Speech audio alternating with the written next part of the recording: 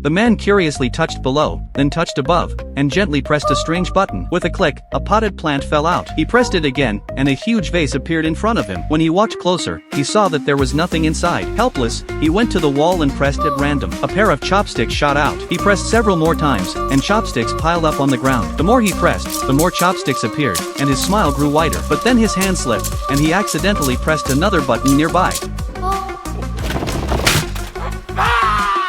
Then turned around and pressed a button on the wall. A cute peach appeared and let out a super smelly fart. The man froze for a moment, then picked up the loudspeaker to share his opinion. At that moment, the bored man pressed on the ground casually, and a pair of three-dimensional glasses dropped down. Through them, he saw an angel pointing at his button. Excited, he ran over and pressed it. A red countdown suddenly appeared behind him, and all the buttons on the wall disappeared. Then, a giant peach that covered the sky slowly descended. The man thought it was the end for him, but when the countdown reached 0, the peach stopped and released a huge stinky fart.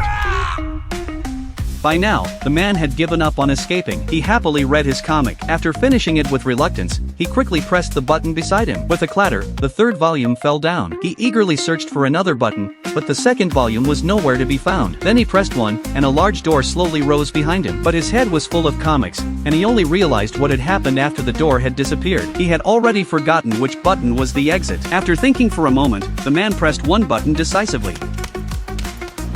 He pressed them all, and finally the big door appeared again. But just as he stood up, the switch reset, and the door fell shut once more. He got into a running stance, stepped on the switch, and dashed forward. But it was useless. He tried pulling the distance with a jump rope, using a fly swatter, and even fanning with a paper fan, but none of it worked. He carefully calculated the timing of the button popping up, then pressed the huge vase on top of it. Yet the tiny button was so powerful that it pushed the vase up completely. Seeing this, the man suddenly had a good idea. If he placed a vase full of water on the switch, he could finally leave. He carried out his plan right away, but the first step already went wrong. He moved the vase to the spot where water flowed out, and the stream fell directly on his head. No matter how he moved, the water followed him. He had no choice but to stand by the vase, guiding the water drop by drop. In the end, the water inside the vase was only enough for brushing his teeth and rinsing his mouth. So, dear viewers, do you have any better idea for how he could escape?